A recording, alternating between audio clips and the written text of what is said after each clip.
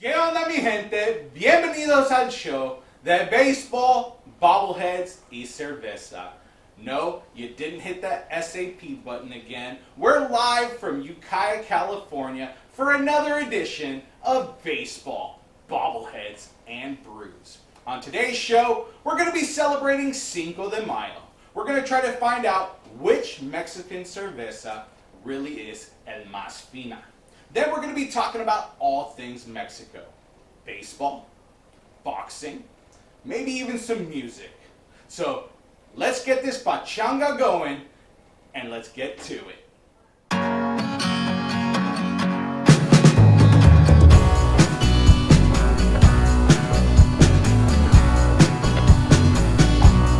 I want to welcome to the show. We have Brent, the unofficial co-host.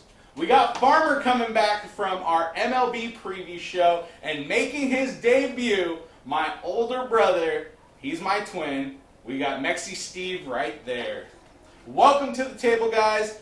It's raining here in Northern California. Normally we would be bar side, so now we're just in the shop talking shop. So today we have Mexican cervezas. And no, we're not talking about the coronavirus. We're not talking Modelo time. We're going in and we're checking out what craft beer has to offer. Also, we're going to see if a commercial beer can actually beat out craft beer.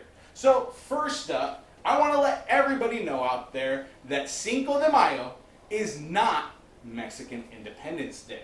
It's actually the Battle of Puebla that helped lead to the Mexican Independence Day. Brent, what do you think about Cinco de Mayo? What does it mean? To me? To anybody. Well, to me, Cinco de Mayo, I mean, my name for it is Cinco de Drinko. Yes, sir. Oh, What better way to celebrate, a good victory over the French other than drinking? So, what about you, Farmer? I'm good. I agree with him 100%. Mexi Steve? Man, I think it's a day to celebrate, especially if you're from that town. The fact that an undermanned army was able to be a world power at the time. France was one of the larger colonial countries, trying to dig in roots in the New Americas, and this small little army of peasants, so to speak, Farmers. farmers. There we go. Were able to take care of business, show them what true pride in their land is about, and we're able to take the day.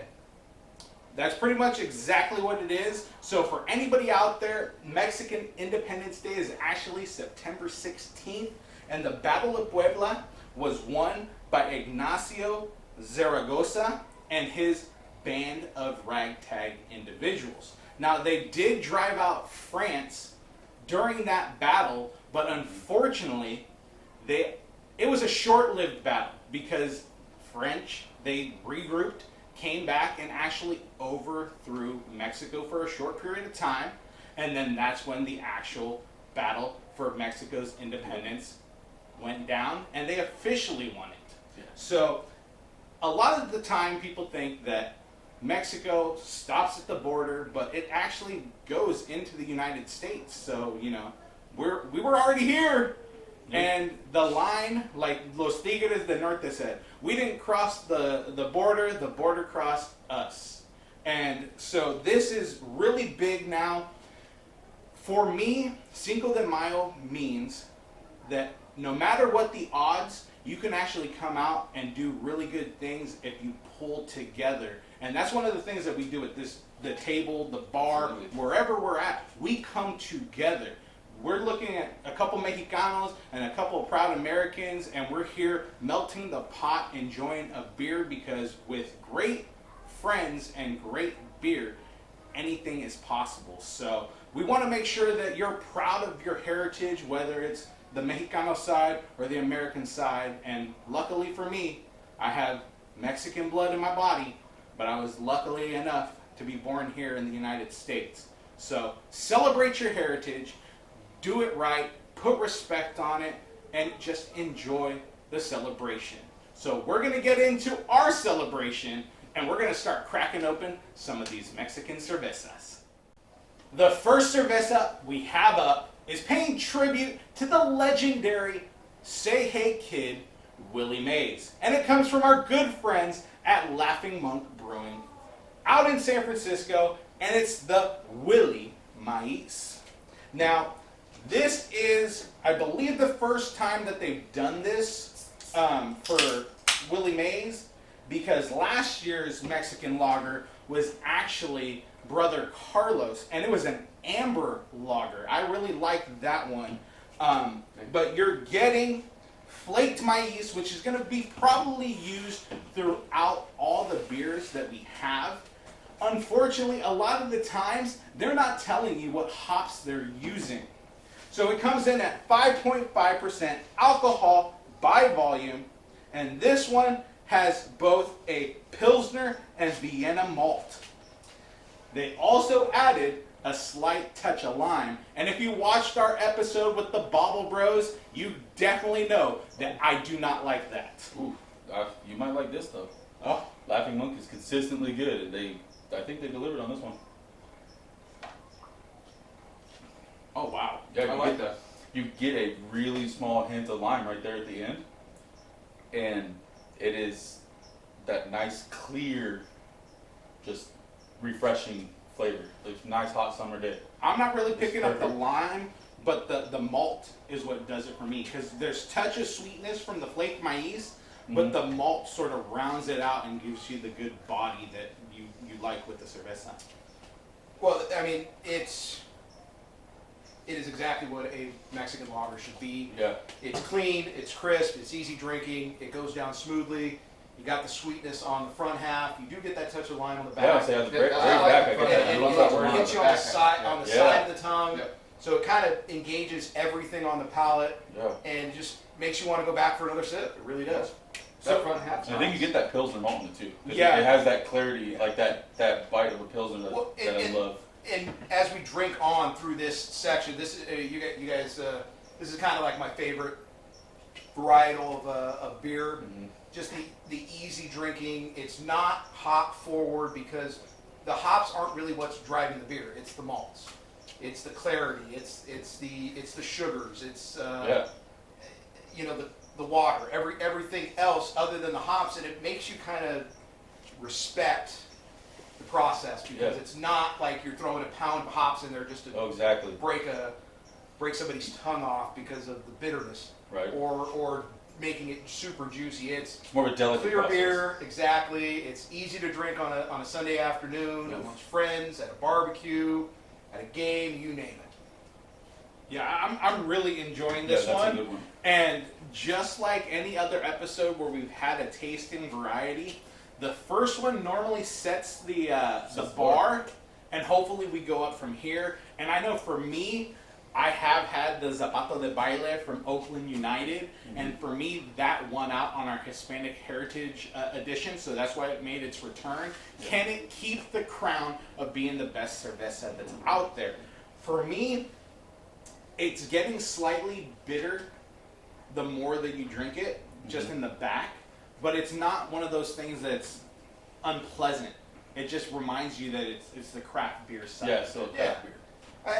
For me, as I continue to take it sip by sip, I'm getting a little bit of kind of like almost like a cantaloupe, a little bit of melon to it.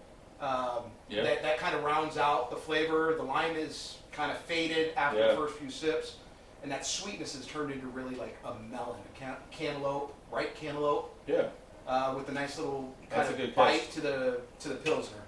that's a good catch. I get that. Yeah. Yeah. And I've seen Vienna malt in a lot of things recently, but it seems like it's one of those noble type.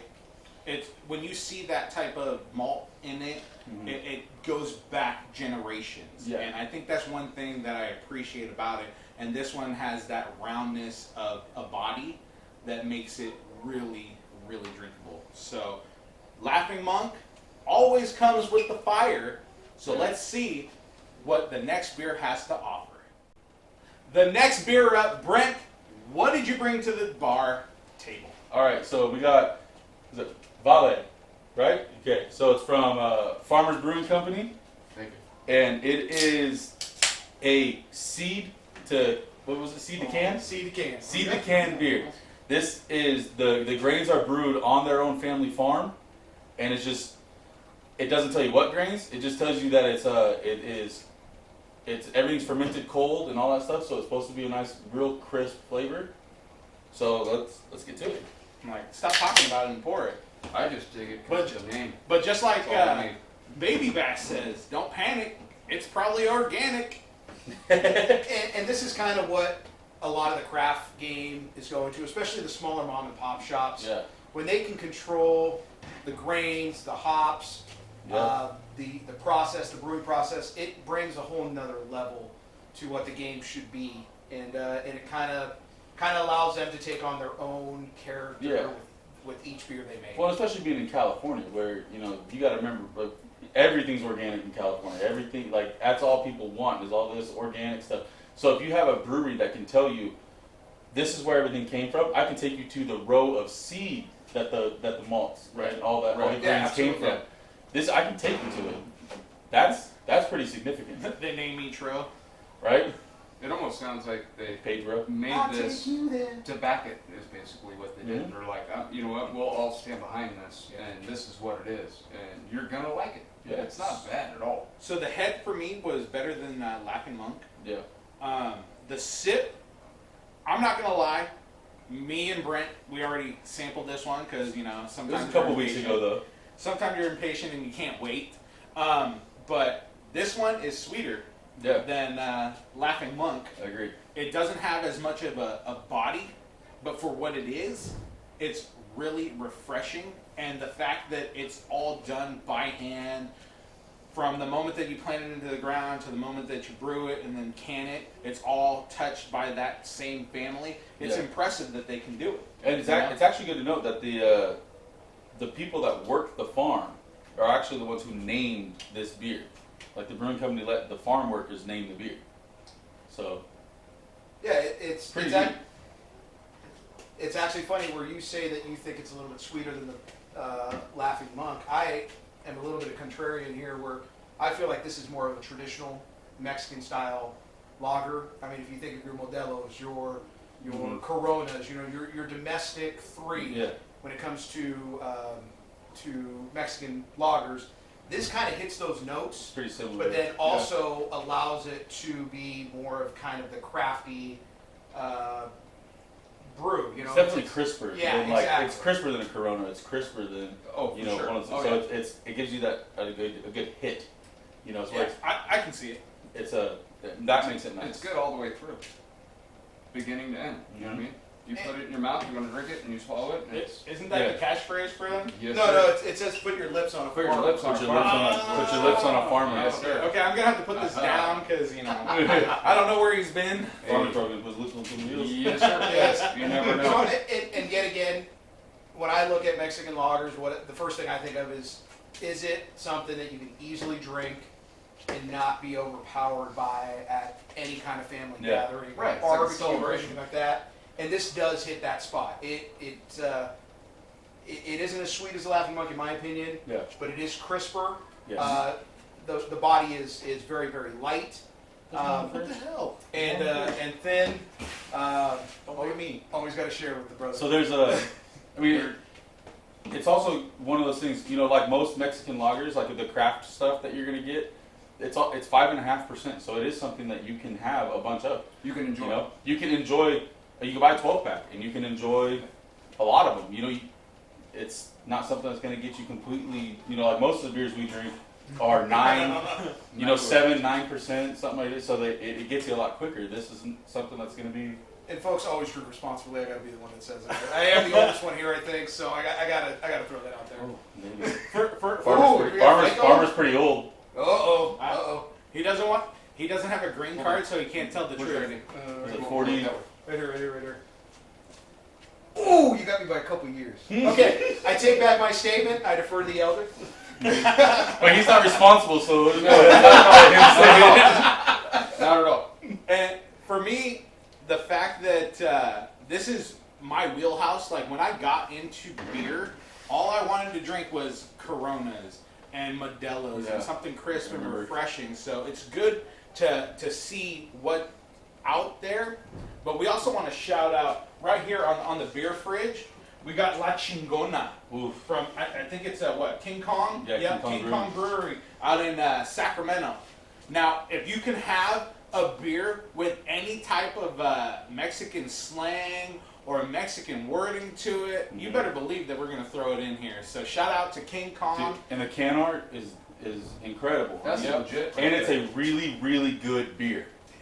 Like, if we could have found it, it would be in this episode 100%. I don't know. We're trying to we're trying to stay true to trying to find out the true Mexican cerveza. And right I now, would have fought for it. let's move on to the next beer and some other Latino talk. The next thing up we have in Mexico, Cinco de Mayo. Of course, we have to talk a little baseball. And right now, when you think Mexican baseball, Brent, who do you think of? Well, I mean, as a Giants fan, I'm not going to lie, I don't have a lot of representation for Mexican baseball. So the only one that I really know of is Sergio Romo. Who now pitches for the A's, and I think he's hurt. Yeah, I mean, he helped us win a World Series. So Or two. And one he was significant in, Yeah. you know. But so that's really all I got for Mexican baseball. I mean, most of our, other players are from like El Salvador or Dominican. yeah, we got a Dominican Donovan Solano. Donovan Solano. Yep. Yeah, so I mean, we got. But as far as Mexican ball players, I'm pretty sure most of them are on the Dodgers. Yeah. Yeah. True. Oh yeah. Farmer, what do you think? Who do you think?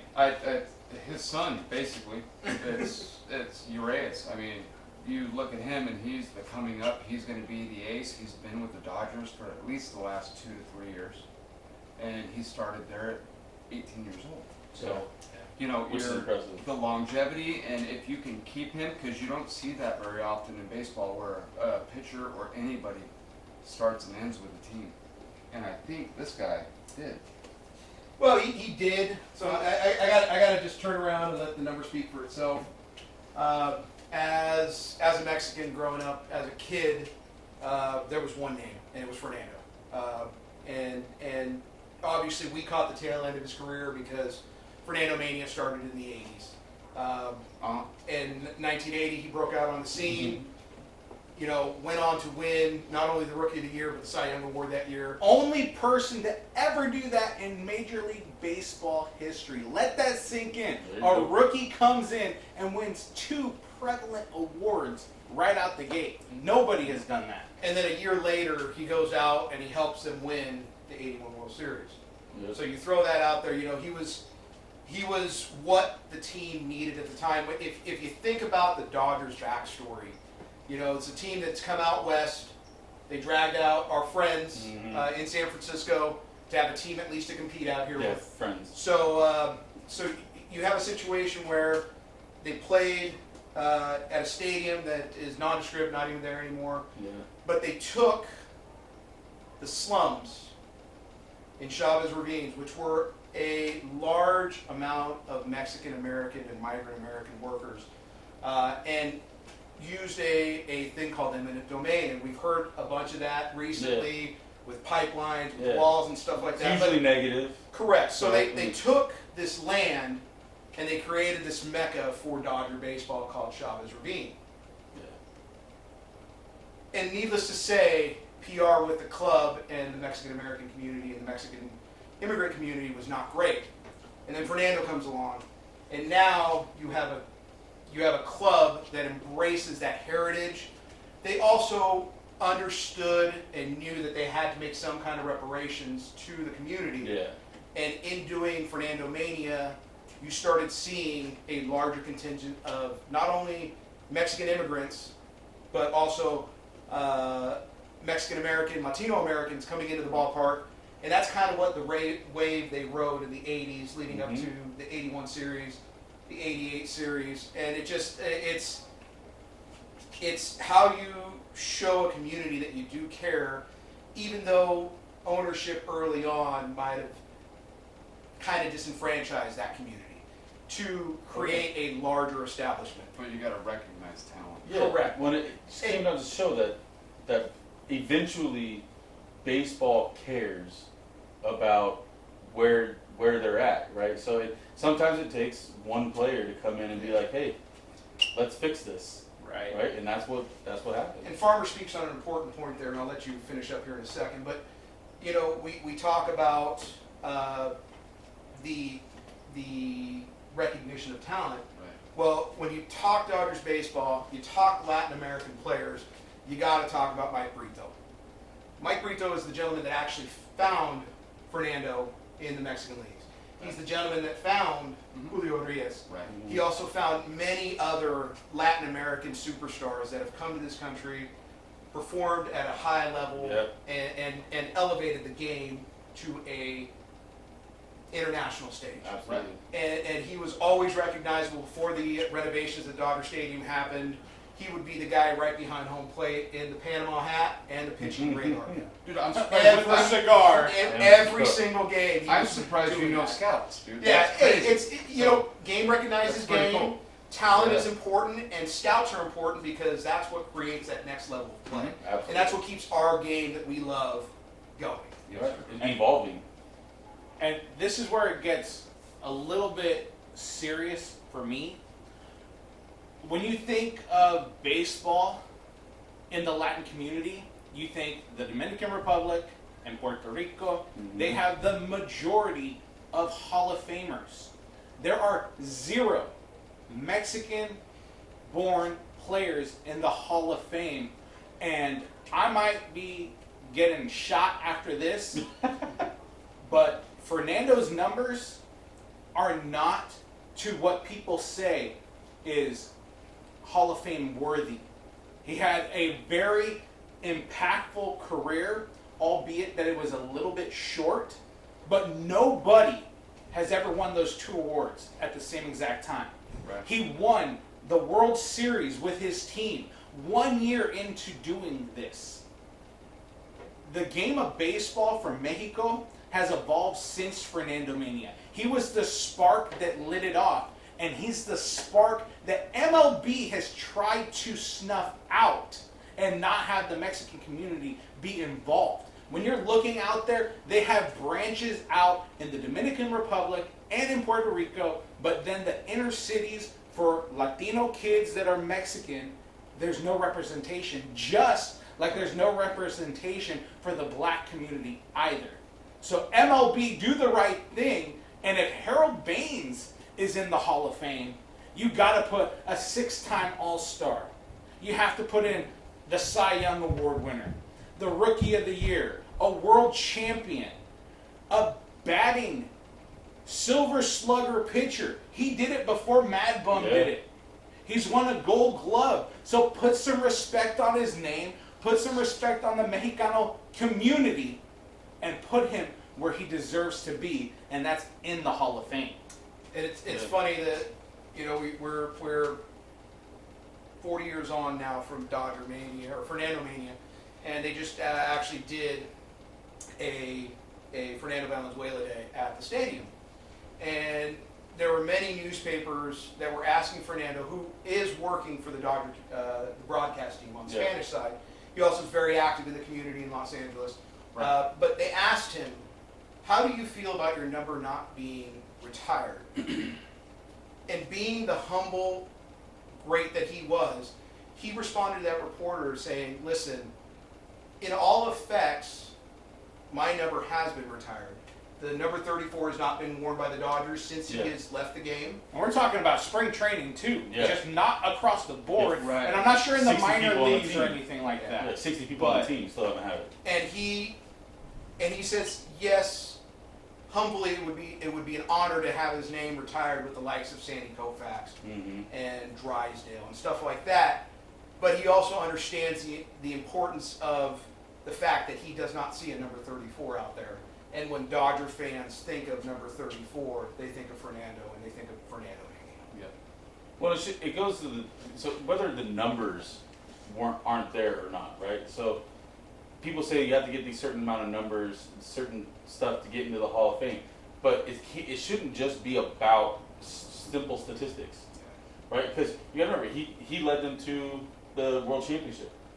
Your postseason numbers aren't counted in the Hall of Fame numbers.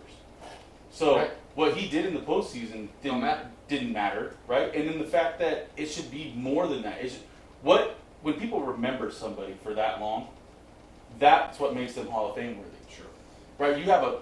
There's several people in the Hall of Fame that nobody even knows who they are. Yeah. Not one person my age knows who they are, but people know who he is, Yeah. right? And this is where maybe some humbleness really kind of plays a part, because he's not out there actively campaigning to be in the Hall of Fame. Yeah. Because he Lee knows Smith. that. I love Lee Smith, but he campaigned to get into the Hall of Fame, and he did on the it's Second to last ballot. Or no, the Veterans Committee. Veterans Committee. Veterans Committee. So, with that being said, that Fernando can possibly get in there. So MLB, yet again, do the right thing.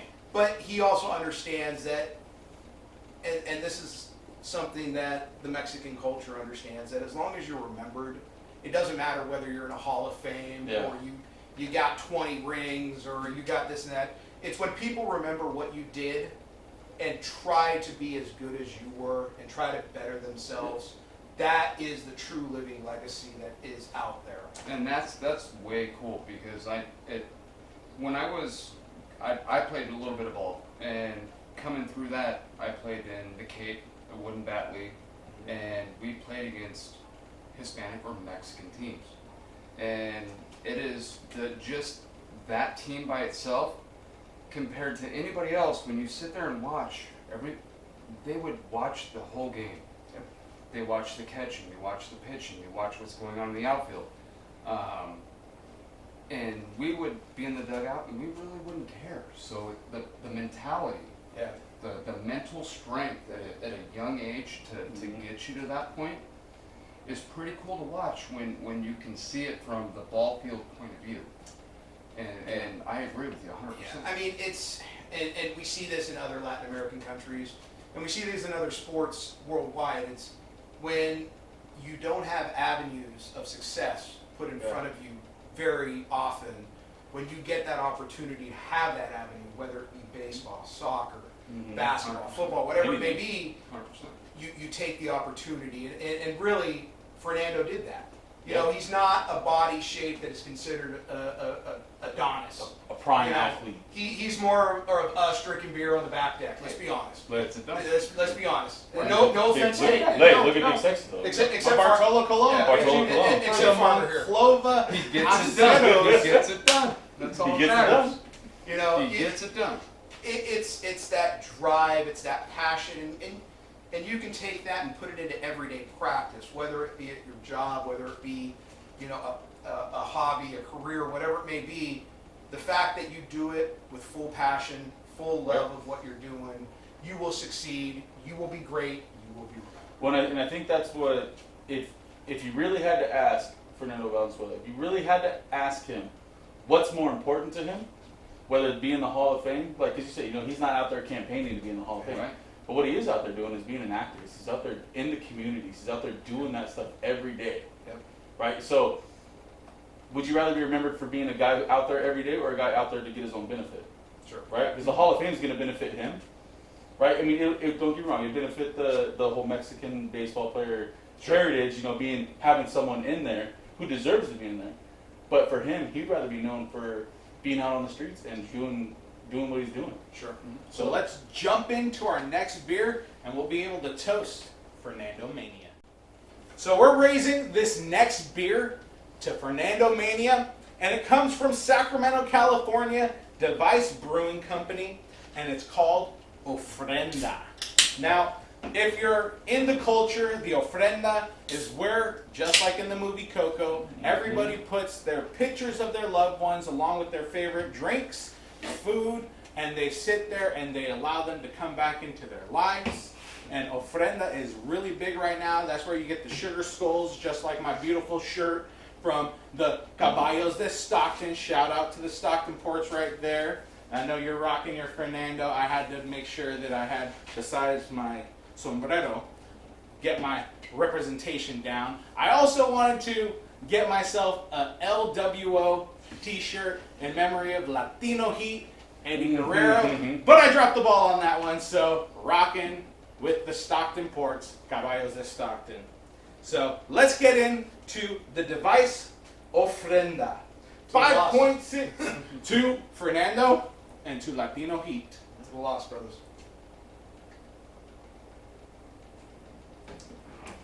5.6% alcohol by volume, and I called the brewery directly because online, like I was saying, nobody wants to tell you what's in the beer anymore. It's like a secret, and all they told me is that it has flaked maize.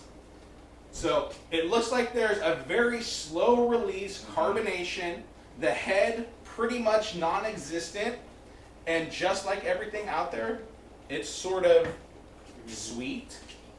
There probably is some malt in this one because Yeah, I get you a taste it. similar taste to the Willy Maíz.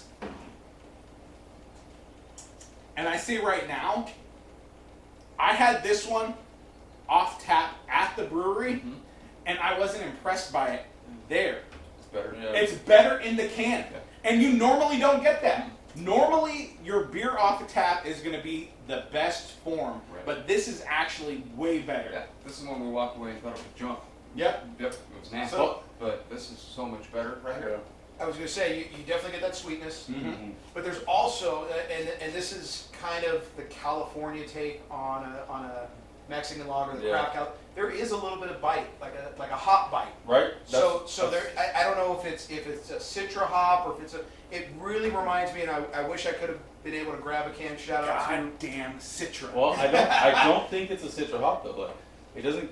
I don't know. It doesn't give me that bite. See, and for me, I'm a huge fan of a beer called Cerveza. Shout out to Alvarado Street in Monterey. There you go. They take the Mexican style lager and they use a Citra hop in it as kind of an addition, and it is crushable. It is wonderful. Gives you a nice little slight bite, and I kind of get that with this, except this one's a little bit overly sweet once again for me. Yeah. So I'm kind of in that same line of the monkish, where it feels like it's a little over the top for what a Mexican lager is. So right now, Farmers is your favorite? Thus far, Farmers would be the closest to a Mexican lager that I have had thus far.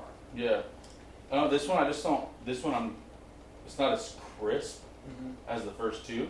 Like you don't get that real nice, super refreshing. Like man, if it's hot outside, this would just go down great. Yep. I mean, it still would, but the other two I feel like have a little bit more crisp flavor to it. I'm starting to pick up the bite, and like you said, Yeah. it might not be Citra, but I'm thinking It is if definitely- it's not Citra, it's normally Mosaic hop. Yeah. Yeah. So that Or could be. Simcoe even. Yeah, or something. Oh, I like it could be a Simcoe Simcoe. hops. Simcoes are good.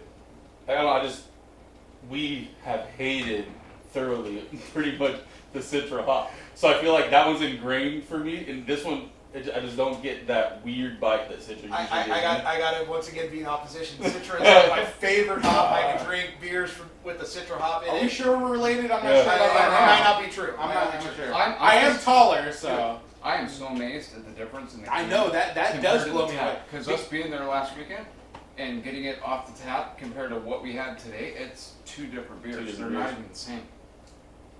That's pretty much like on point, and I've never seen that happen. We've learned recently about can shock and how that when it goes first into the can, It's a weird. sometimes it gives you that weird tinny vibe in the back, but also it's a completely different beer. And then you have to let it bloom out because Kevin from Iron Ox was telling us that 3 weeks is probably the best point to have Yeah. your first sip of a fresh batch of craft beer. So always check the date. Yeah, this one Always comes check back the date. from March, and so maybe that's the thing. It's bloomed enough It's that like- it took on a body of It's like its own. five. It's like 5 weeks in Yeah. in the can, so it just gives it a whole completely different Well, flavor. and you talk body of the beer. I find this one to be a little bit heavier than the Farmer's, which we discussed was a lighter body. Yeah, Mhm. yeah. But it's not as crisp like Brent said. But I still feel that Laughing Monk has had the most body, even though Yeah. it's overly sweet because of that melon, Yeah. kind of that rounded sweetness in there. And Yeah. but you got less of the maíz in there. Absolutely. Yeah, I'm definitely gonna have to go with the Willy Maíz, and Yeah. not just because of the name, but it set the bar really high, and so far we haven't found that beer that's just gonna leapfrog it. Farmers was a close second. Yeah, but that- I still got to go with Laughing Monk, man. They honestly tribute to them because they continuously come out with a really good product. Yep. They Almost every beer we've had from them. I mean, I have a bunch of them on my beer fridge. boom. So, I mean, it's just Their brother they're great. Patty almost won the Irish, the St. Patrick's Day edition. Then they had the Madam VP, the West Coast, that almost won that one before Iron Ox came and took the crown. And anybody who likes a sour, man, their white Kiwi friends, that was so good.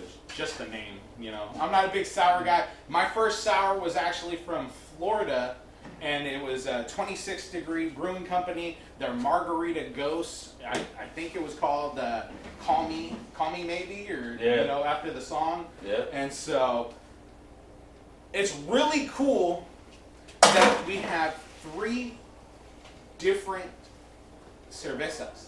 Yeah. As similar as they are, they Right. each have unique little avenues that they're trying to walk down. And right now, here comes the heavy hitter. Yep. The Zapato de Baile, that's the kingpin right now. Somebody's been talking it up a lot.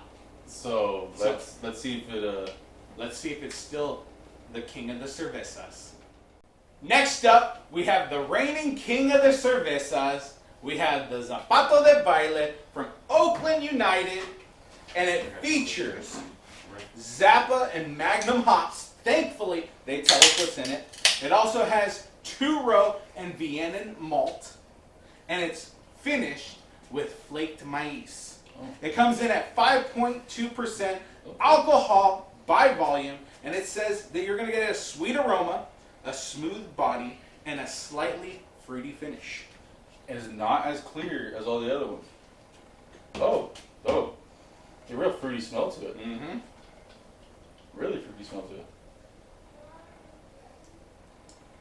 This is like real craft Mexican lager then, because it's like, Dude, they need to put that in a ballpark. Hands down, Put it still on a tab, on a ball, in a ballpark. my favorite. Moneymaker, right there. really fruity. It's good. Oh, Really fruity though. It's good. It's not a Mexican lager. Mm-mm. This is more of a No. pale ale Yeah. driven beer. This is not what you would consider a Mexican lager. It doesn't have that crispness. It doesn't have that bite. You get more of the hops.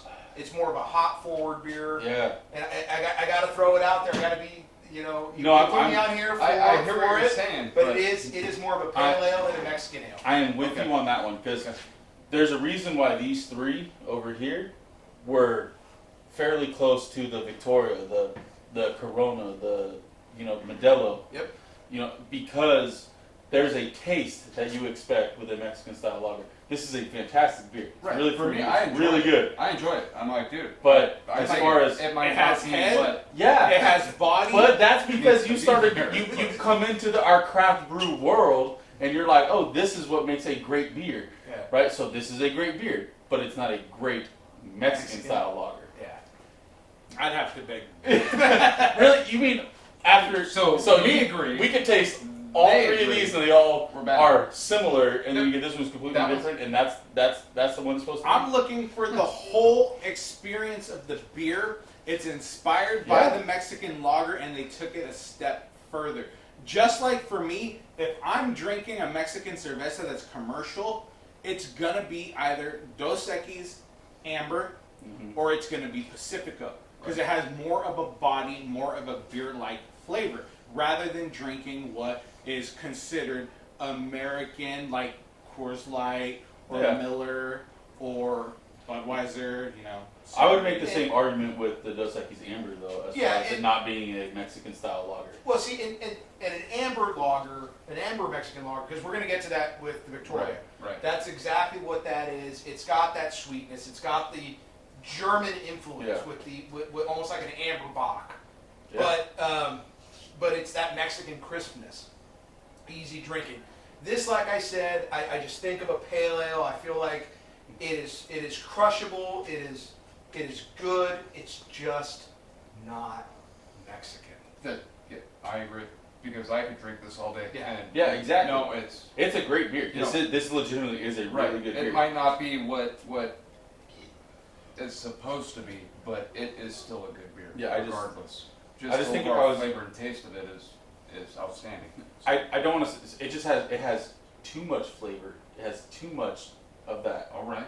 to be a Mexican style lager. Okay. I see where you're going. No, I see where you're going. it's- No, I see where you're going. It's because of Yeah. here's Have you ever what- had an enchilada I get or it. carnitas? What There's a color- shitload of flavor. what Yeah, color- no, it's great. Yeah, but that's why you have the light, crisp beer to clear the palate before the Right. next course. This Why clear the palate when you can amplify it? Turn that bitch up.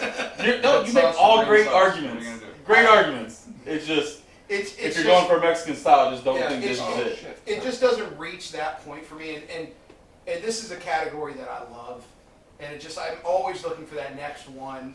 But this, unfortunately, I would put this against any of the pale ales that are out there that are commercial. Sierra Nevada. Yeah. Oh, this has nothing to do with Sierra Nevada. But that's what I'm trying to tell you. It's got that styling. The Think of- hops are different. It's got a little, Sierra Think Nevada. of something so Sierra Nevada came out with we just had it the other day. It's like a Hopheiser from Anderson Valley.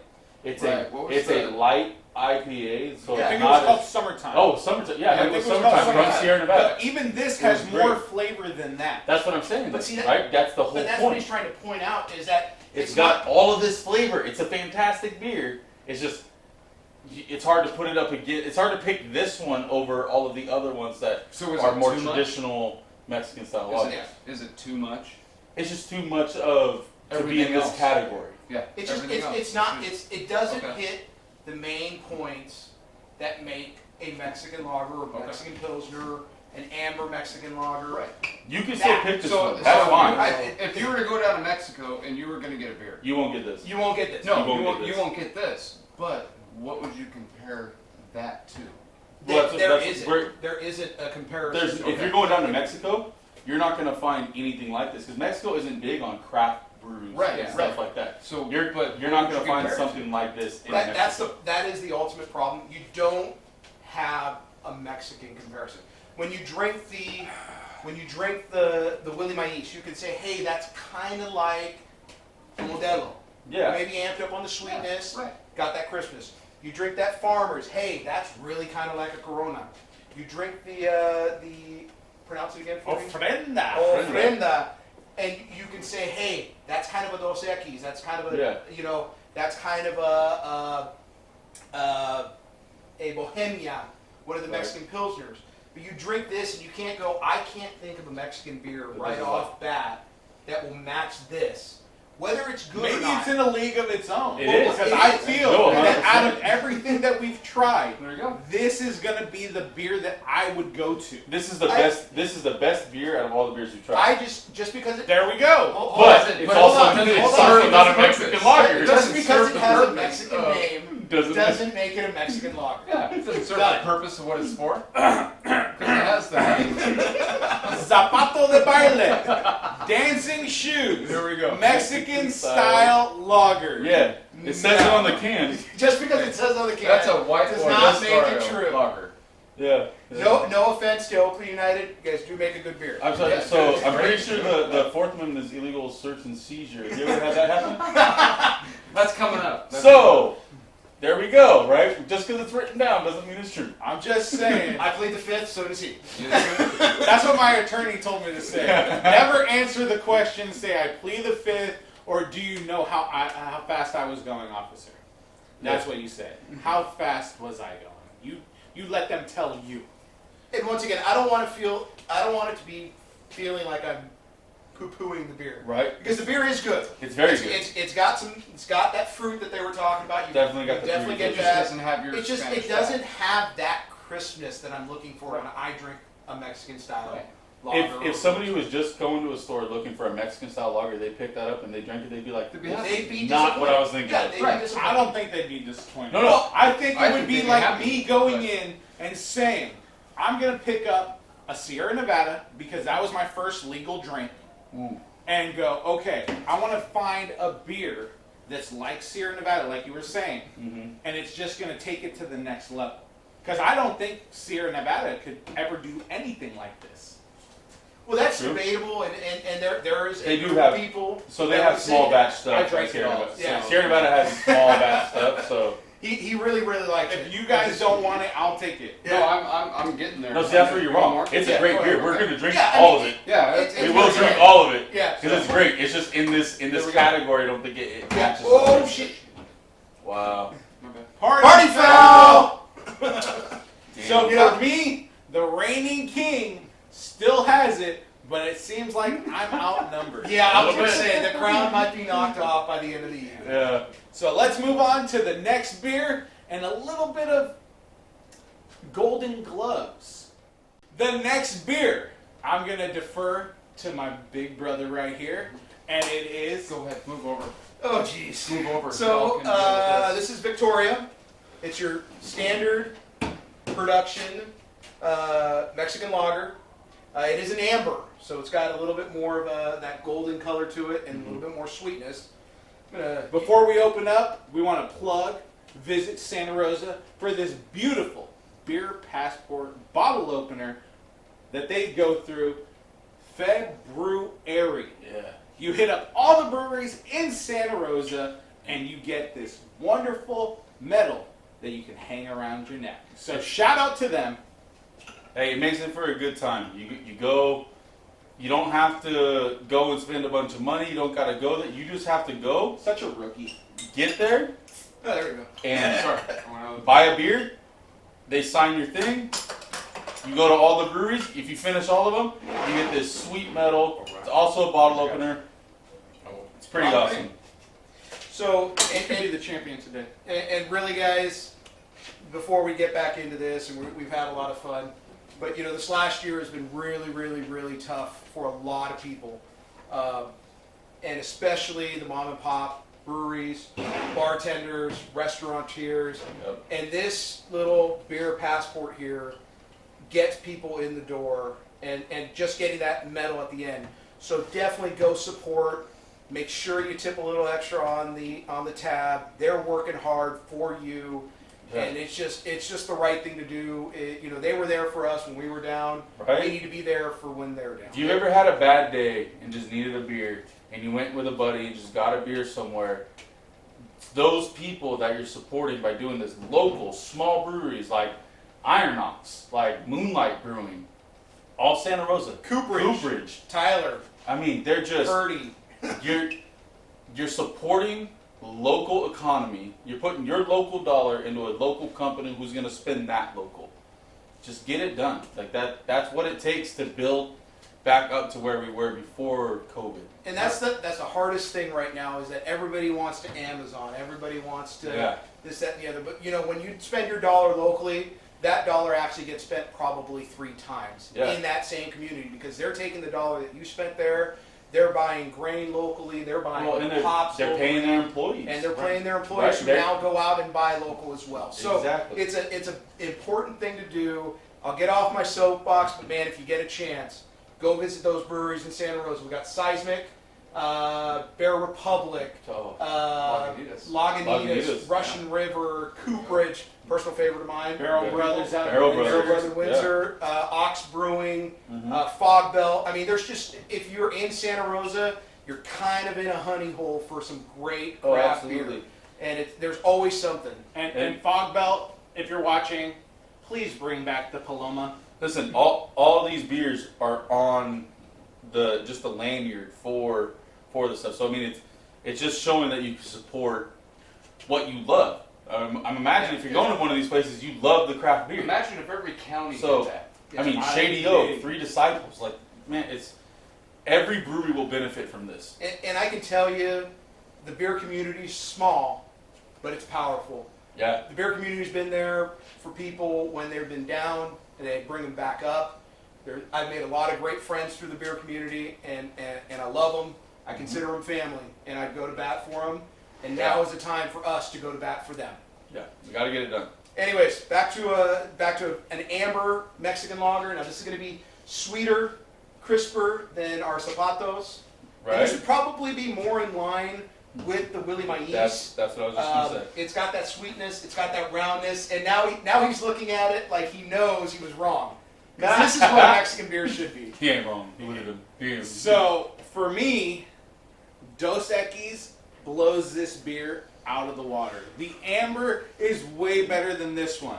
I don't want to say that it's lacking something, but for a commercial beer, Pacifico has a better body to this one. And I know the reason why we brought this in is because, just like we were talking, Golden Gloves, it is the cerveza of the great Mexican fighter right now, Mm-hmm.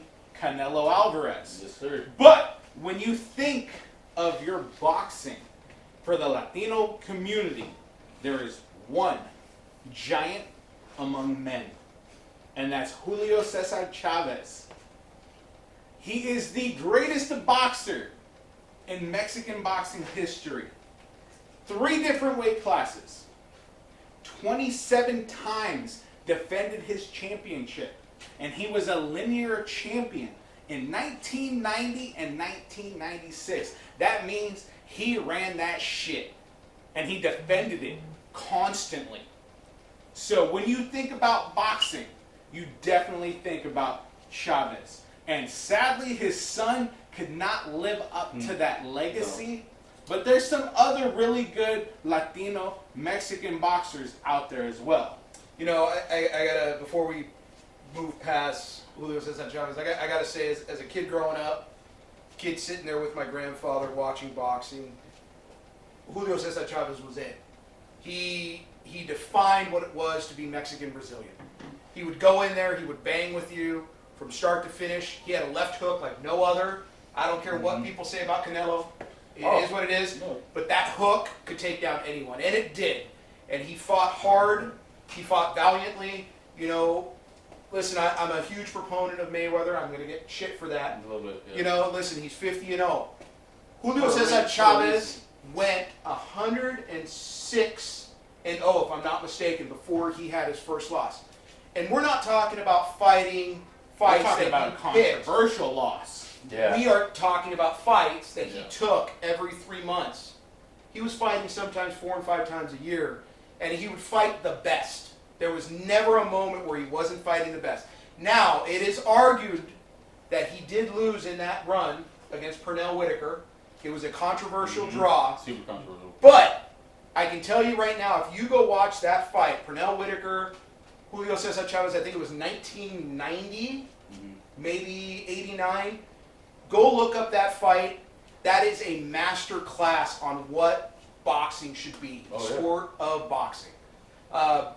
He was tremendous in the ring, out of the ring. You know, a lot of things happen. You put yourself out there when you're a quiet guy, and you get put through the ringer, and that did happen to Chavez. But when he was in that ring, he dominated like no one else at the time. Taking everything aside from boxing as it is, he was a huge influence in boxing. Yeah, I mean, you'd have to think as far as Canelo goes, right? Canelo's only 30 years old. Yep. You got to figure that he watched tape. Sure. He went after that, right? Because Canelo is a 4-weight class champion, right? So he knew that he had to go up and down and cut the weight and gain the weight, do that in order to become great. Where do you think he learned that left hook? That's what I'm saying, right? Yeah, it's being a student. Oh my God, Canelo's known as one of the best body punchers in Yep. the world too, right? Can you imagine coming in as a counter puncher? Because that's what Canelo does. Canelo uses you against you. Yep. He comes in, he counter punches, he comes in, man, and when he hits you in the body, it's so much force, and that's where he learns stuff like that from. You have to learn from the past. You're a student of the game. Yeah, I gotta say In every that sport.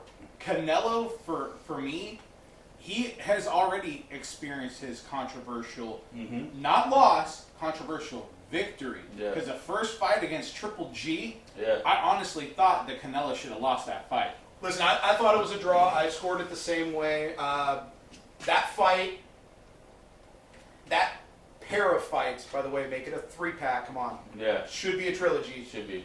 24 rounds of boxing. I think you could easily have said you had a 24-round draw because both Yeah. of those fights was action-packed, start to finish. Mhm. Now you can debate the first fight being a little bit more tactical on Canelo's part, Yeah. and Triple G tried to make it a Mexican slugfest, Mexican style on a Mexican Independence Day.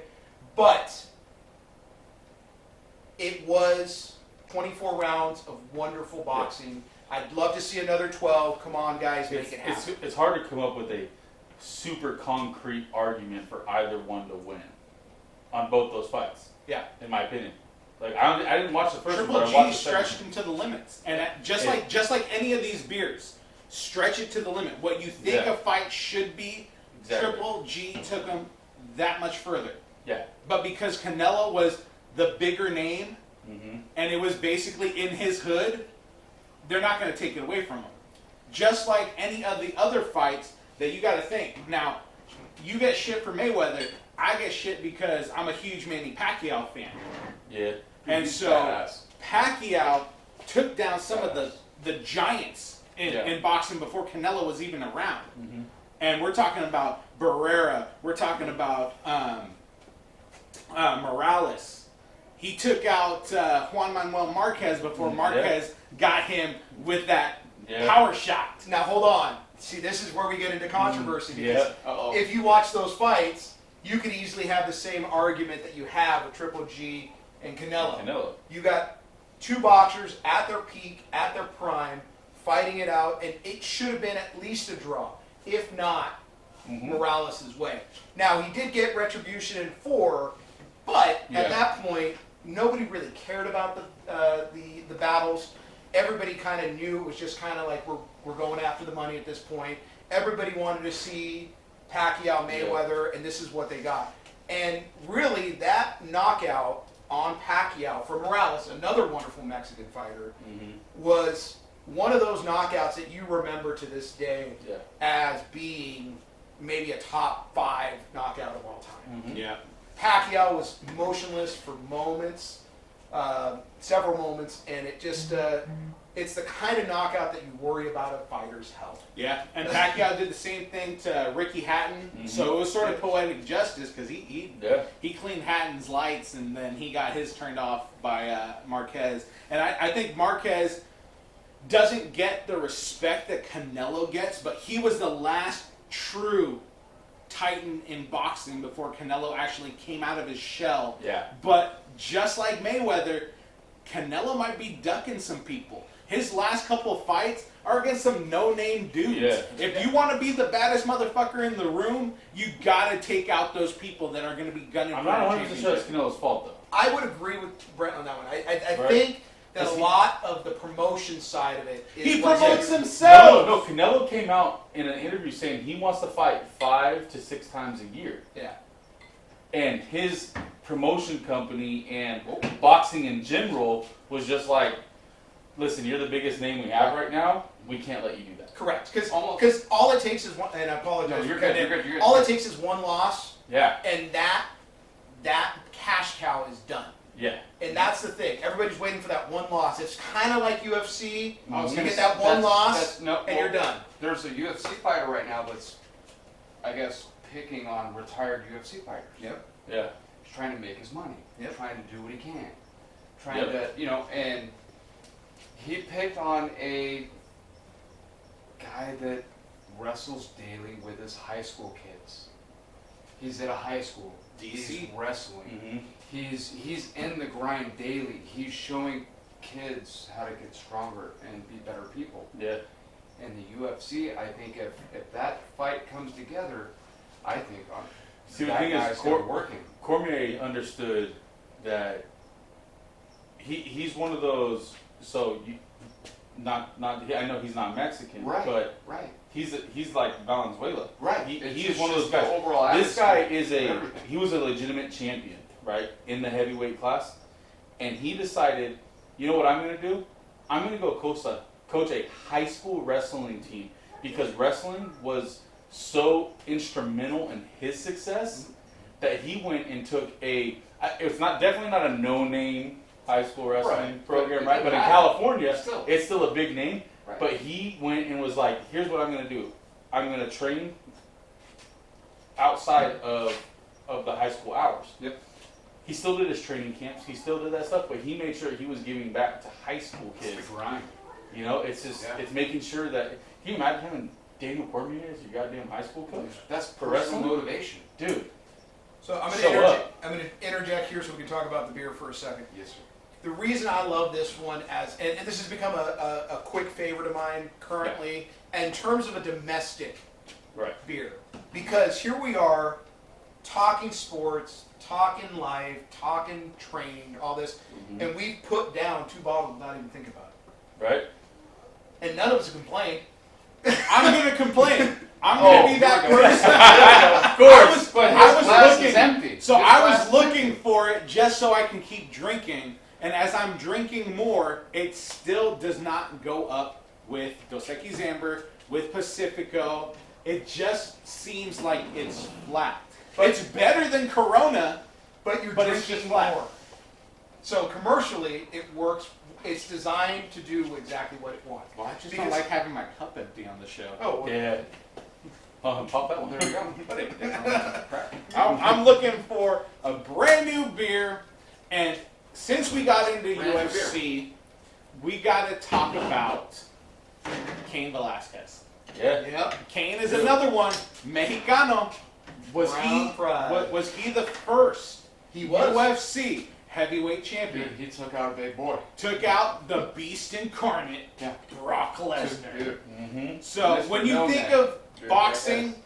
you also got to go into the UFC realm. You have to think the Diaz brothers out in Stockton. Yeah. Let them fight. Let them show you that they're the baddest ones in the octagon. Or, like I said, Canelo, stop ducking people. Go for that big fight. If you lose, you lose. That's Right. one of the things that I loved about Morales and Barrera. They were true guerreros. Right. Warriors. They went in there, they banged, and they punched, and they got their lights turned off. Hey, go but for they number came one. back. You go for number one. The Number one only contender. problem with that is, and this is the problem with prize fighting currently, Yeah. is that when you lose, you're not marketable anymore. Unlike before, where you would be marketable, yes, you're trying to avenge that loss. Yeah, right. So that's what I think And- that and only it's comes just- into play. Correct. Now it's you lose, and the attention span of the audience is so short Yeah. that you're now yesterday's news, and you have to rebuild after one loss. So what if, so this might kind of be out of the norm, but what if boxing turned into a group sport to where you're not only boxing individually, but it's annually or yearly you have a group in every weight class Mhm. that comes and brings it out. It could be a concept. You HBO. know what I mean? Oh no, it And wasn't it's HBO. something that could work. Showtime. Yeah, Showtime. Yeah, In Showtime. every weight class, you could have your own family, your own work group, your own In fact, everything. Andre The Ward. Super 8 tournament Yeah. is where everybody learned about Andre Ward. He came out, and even when Floyd was at the top, Yeah. Right. Andre Ward jumped him and became the pound for pound best boxer on the planet. And that's the thing. He wasn't ducking anybody. He was looking for those big The fights top to fight. make his name. So you got to do that, especially in the world of boxing. Right. The problem with Ward on a marketing level was that Ward is a Gold Glove winner. Yeah. Ward was a gold medalist. In fact, he was the last U.S. gold medalist, if I remember correctly. And that's a different sport. You train differently. Yeah. You become a pugilist. It's sometimes not an attractive skill when it comes to marketing a big fight. And that, Yeah. I unfortunately feel, is what Andre Ward's biggest The, problem was. the Mexicano community is going to kill me for this one. Uh-oh. Ward could knock Canelo out. He can make it happen. He's an And, Canelo's you an know, active fighter. I'm He's just such a saying. he's a counter puncher, man. He uses. Listen, As you're your right. chair, I'm gonna go sit down. Yeah, listen, you got counterpuncher versus counterpuncher. Mhm. You got two guys that are at the top level now. Granted, Yeah. Andre Ward has not been in the ring for Retired 3 for years. 3 years. But you got somebody who puts in the time, Yeah. puts in the hours in the gym, strong, physical. It would be an interesting fight, though I don't feel like he can knock out Canelo, because Canelo has proven that he can take a punch in Yeah. the Triple G fights. I Yeah. don't know. His That is- chin is stronger than people give him credit for. Mhm. I think you go 12 rounds, you get a draw, you go another 12 rounds, you get another draw, and then you go a third match. But that's just me being a boxing dream matchmaker and hoping for the best. I'm gonna put it out there. Iron Sheik. Andre Ward, break your back, make you humble, Hulk Hogan, bitch. So when it comes to boxing, the beautiful thing about it is that you can have this type of discussion. Absolutely. And out the gate, I still say Chavez is the benchmark, and everybody else is just working towards that. It's a generational thing because if you talk to somebody who is our parents' age, they'll say Muhammad Ali. Yeah. If you talk to somebody our age and of Latino descent, they'll say it was Floyd Mayweather. It was Chavez. If you talk to somebody in the current game, they'll say Floyd Mayweather. Mhm. If you talk to somebody in between, they might say Sugar Ray Leonard, Yeah. Thomas Hearn, rest in peace. There's just so many names, and it's a sport that is built on brand names. But also, when those brand names come together to create a fight, it is the most exciting moments is. that you can experience. Oh, Those for sure. 36 minutes are lights out the best time you'll have that year. For sure. Exactly. So let's move in to, just like in boxing, that last round. We've reached the final round of our Mexican lager taste-off. Brent, what'd you bring to the table? All right. Great Basin Brewing Company, Reno, Nevada. All right. It's their chili beso, right? So, what, kiss of the chili? Something like that? Chili kiss. Chili kiss. So it is brewed with jalapeno peppers. So they say on their website they are hand cut, put in the tank right there. So should be pretty good. I had this. I did not have it straight when I was in Reno. I had it as a michelada. So it was fantastic then. Let's just hope it's as good now. So let me tell you, folks, caution when trying this beer, because it's going to burn el culito. I'm gonna feel it tomorrow, You're going to feel it right now. or I'm gonna feel it 3 in the Right. morning. Right good. off the top, Ooh, 5.5.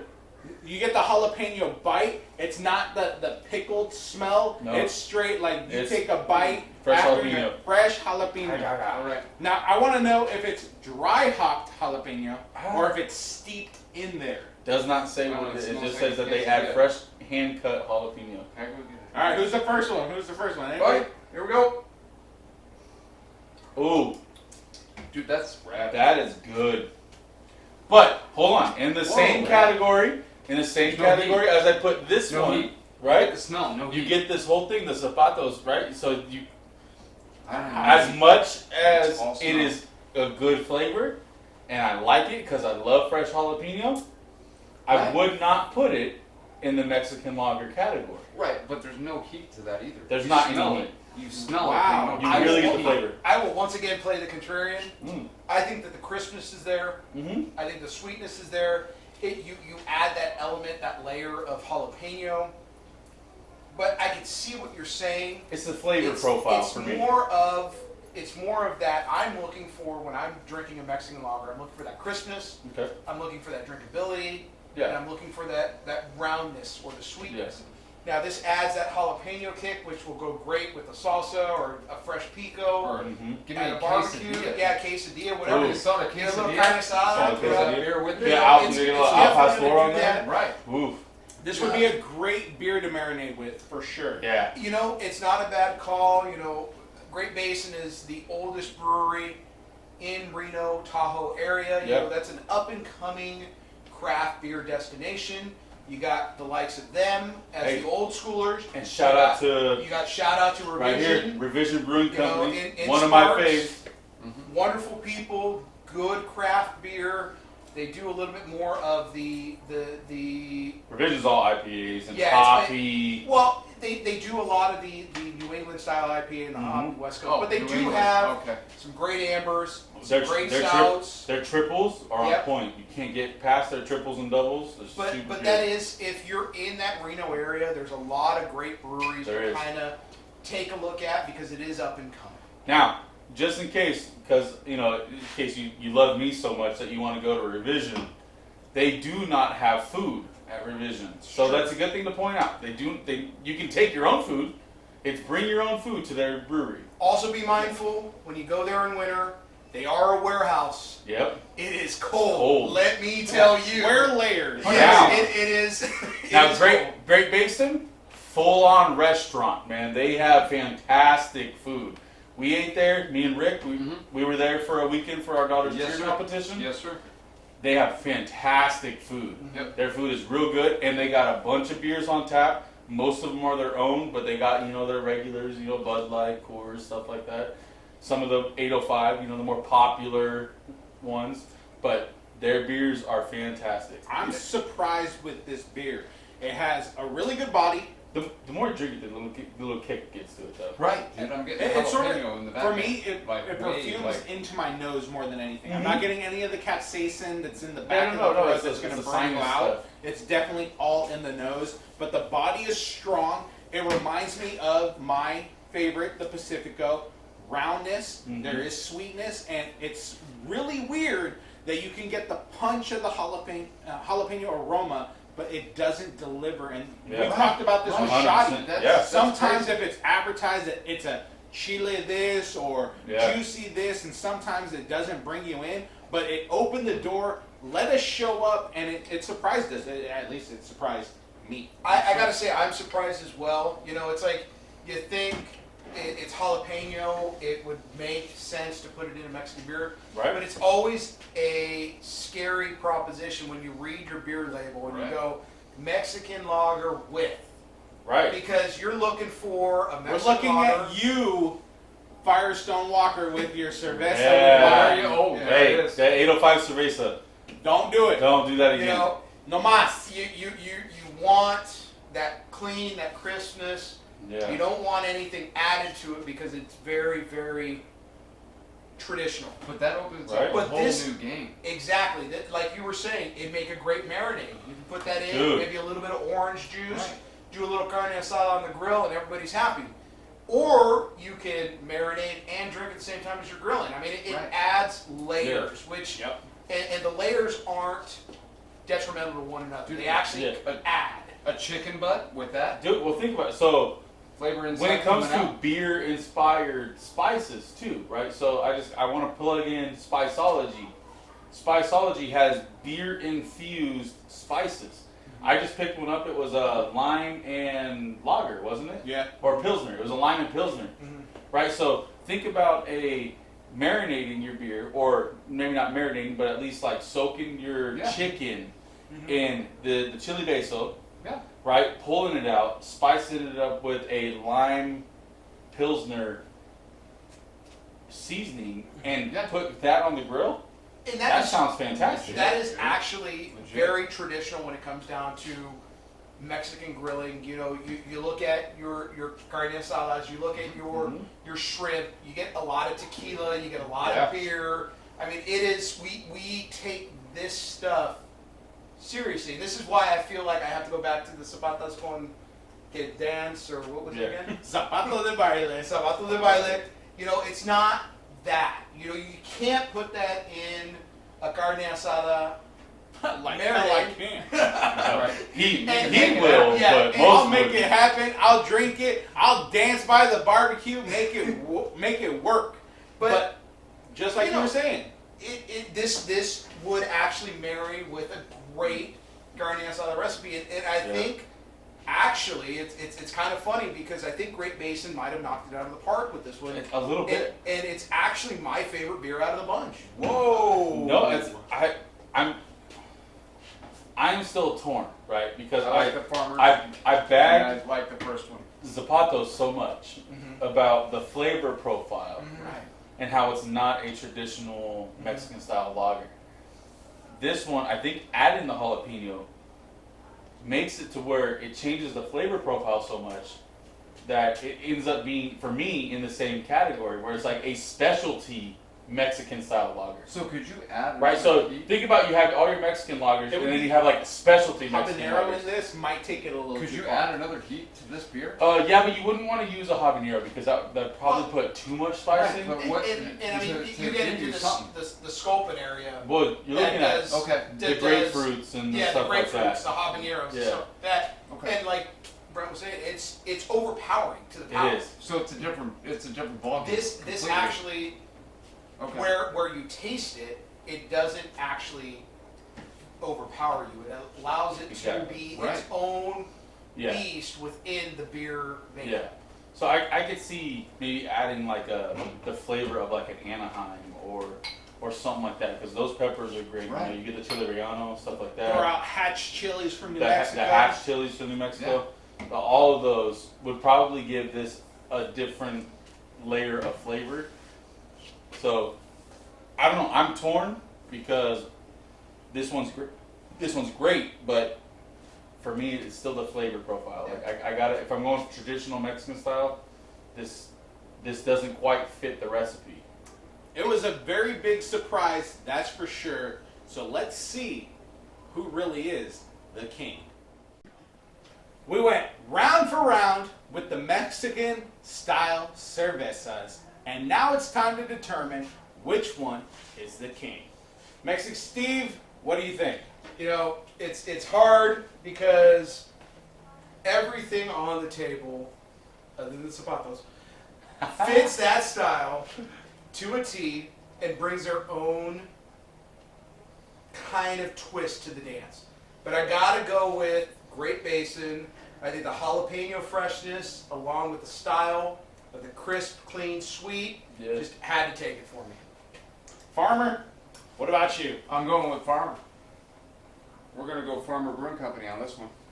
Just, I like it. It's something that I would drink. It's something that I would respect, and it's something that I think goes with what you guys follow for. So this is something I would do anytime you guys ask me, hey, let's have a beer. I'd say, okay, let's go have this one. Let's get a farmer. Have a beer So- with Mexicans. Gotta bring a Mexican beer. Bring the farmer to drink with you all. There we go. I'm not a farmer though. That's one thing I that I know, haven't but done in my last name's life. Farmer, so I'm gonna go with that. They go pick the goddamn lettuce. There you It's go. like, hey, All right. I ain't a farmer either. Brent, what do you think? What do you All right, so I had to go with the Willie Mays, man. It's just for me, the beer it was clean, it was crisp. It for me that melon as you drink it, I loved it. And honestly, huge Giants fan. So Willie Mays, I mean, Homer. come on, man. Like you gotta Grab go some with pine you gotta go with it. Grab some pine meat. All right, that's good to know. So I think just like in the boxing world, we're going to have a very interesting split decision because you already know the king for me still is Zapato de Baile. Yes, sir. And just like you were saying, it brings something to the dance. The dancing shoes is dancing over everybody on the table. So in a controversial win, I got to give it to Oakland United and the Zapato de Baile. All So right. in the comments below, we're going to link you up with all the breweries Yeah. that we featured today. Plus, we'll hit you with some spaces where you can do some more research on boxing, baseball, Fernando Mania, and even, big time shout out, we didn't talk about the music element, but we'll link you up with the Selena Foundation because she's the Reina de Cumbia, and when you think Latino culture, she helped shape the next generations of little Mexican girls. So shout out to Selena, rest in peace. Thank you for joining us on this wonderful Cinco de Mayo celebration. Don't forget to like, subscribe, and we'll see you next time on Baseball, Bobbleheads, and Brews. Salud. Salute. Salud.